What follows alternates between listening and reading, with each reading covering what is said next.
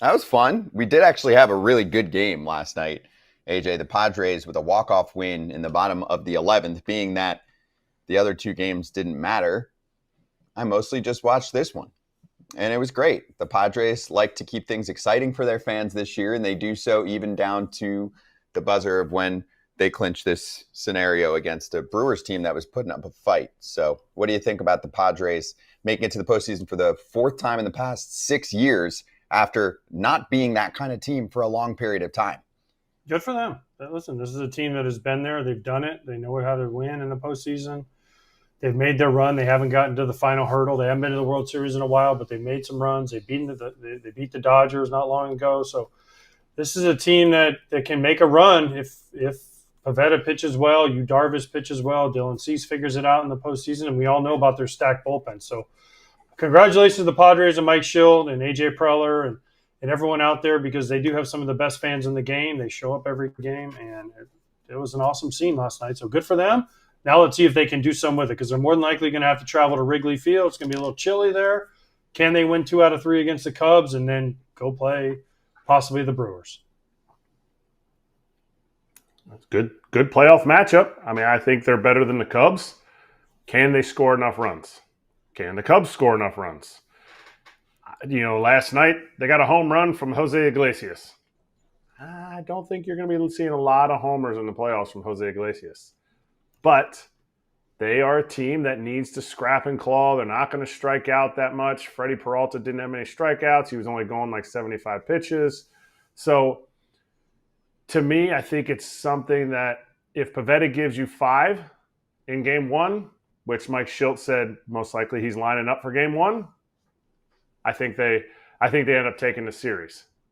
If your starter can't get you deep enough, they're going to have a tough time scoring enough runs. Just they have to score more runs.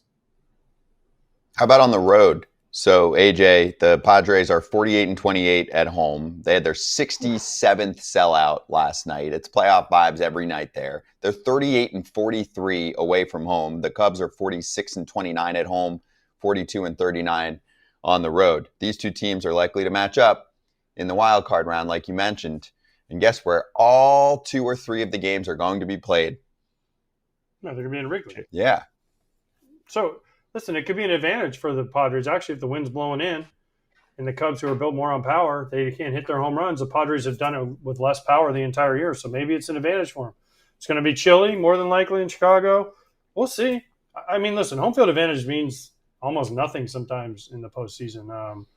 Sometimes it means a lot. Sometimes it doesn't. Was it the 2019 World Series where the road team won every game? So, and then you could go back some years in 87 and 91 where the Twins won all their home games in the postseason and won World Series. So sometimes it means something. Sometimes it doesn't.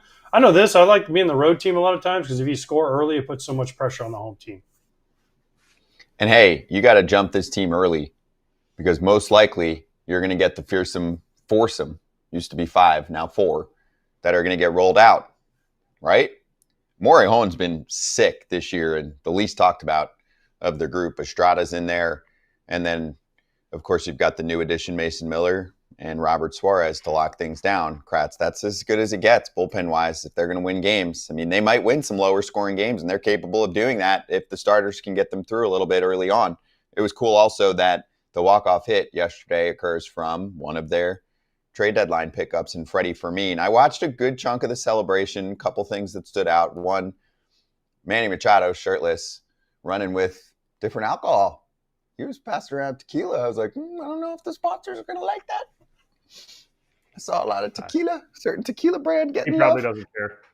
That was He definitely doesn't tequila care. too, with the unique bottle. I always forget what the kind's called, but Clase Azul. Mm-hmm.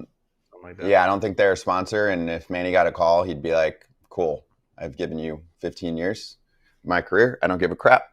And also they were yelling for AJ Preller, because think about it. There's so many players on that team that wouldn't be there if AJ Preller weren't a psychopath at the trade deadline and loves to make deals like that. You're right. But he made deals for guys who have they're controllable. It's not like Like everybody's going to look at this lineup and they're going to say, wow, look at all the money they spend on their lineup in free agency. Trade deadline, you're talking about being a psycho at the trade deadline. Most fans are like, we got to go get the best available free agent, whoever that is, whoever's going to become a free agent. Look at this list. Mason Miller, controllable for 3 years. J.P. Sears still has control. Ryan O'Hearn is going to be a free agent. Liriano has been one of the best pickups of all these guys. Nestor Cortez, I think, is a free agent unless he has one more year. Fermin, I think, has four or five more years, and I'm not sure about Will Wagner. Like teams that are like, hey, we'll just get a bunch of guys. They got a bunch of guys, but they got a bunch of good players too, and just decimated their farm system to do exactly what they did last night. Pop bottles.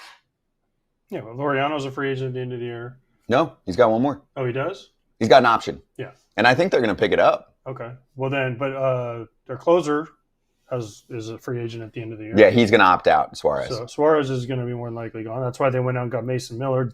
Dylan Cease is a free agent at the end of the year.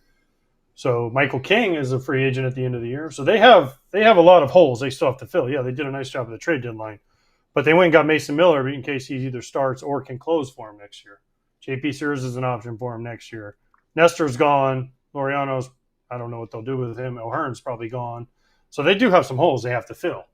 Mm-hmm. That's why the trade deadline was important. He went out and got controllable. They gave up a lot, but they're trying to set this up for the long term. This is the best run in Padres history. Yeah, like Suarez is a good example. His contract is unique. He can opt out or take $8 million for 26 and $8 million for 27. So either opts in for 216 or opts out. He's obviously opting out from that. So they're well aware. They're stacked with bullpen arms. I mean, this was 5 with Jason Adam, who I think is still under control for maybe 1 or 2 more seasons, although I don't know what his timetable is. But anyway, it's a special group. It was a really special trade deadline. And for some teams, the trade deadline did not work out. I think it's safe to say for the Padres, the trade deadline did work out. So we'll see what happens with them. Todd Father, you and me grew up in Jersey. We liked to collect cards, but the way the process got was ridiculous. You open up a pack. There's a bunch of cards you don't care about. Then you want to get certain ones graded. Takes forever, right? Then you want to maybe sell one. It's such a to-do. Arena Club has been the solution for us. Arena Club has been a solution for everybody. You go online, go to Arena Club, and you check out what they have. Put a little cash down, and you might get one of the best cards that you've ever seen in your life, an autographed card. And guess what? If you don't like the card, easily you could sell it back and make a little cash. You never know what to expect. It's a cool way of doing it. You're going to get a surprise every time. And if you're into cards, this is something you really need to get into. Right now, you can get 20% off your first slab pack or card purchase by going to arenaclub.com/foul and use code FOUL, like Todd Father's talking about with those slab packs. Every pack has a grail that's at least 20x the price of the pack. Check it out.